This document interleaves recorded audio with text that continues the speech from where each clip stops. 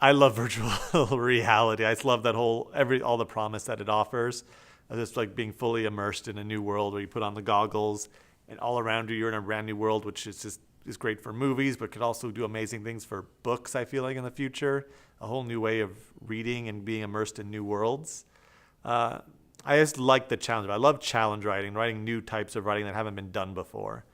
So I got very interested in how to create narrative stories within the virtual realm because most of what I was seeing was either video game based, where it makes a lot of sense, where you're immersed in a video game world, and you could see a lot of nature documentaries where you're floating on a river and looking at all the nice things, or travel logs, you're in a hot air balloon.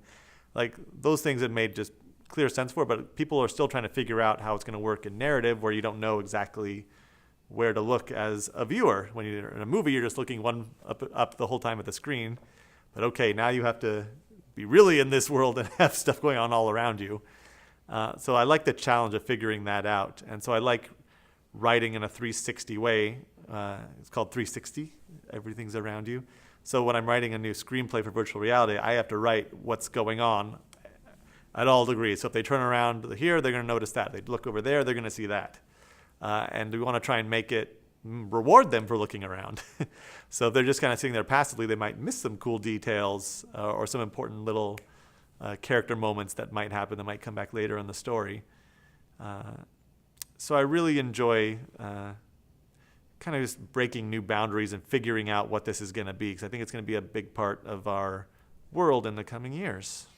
I wrote my first screenplay I wrote for that was called Exit to Reality, which was all about an old man who's dying, and as he passes away, he kind of sees his world kind of like black out and go to a blip, but then a message appears before him that says,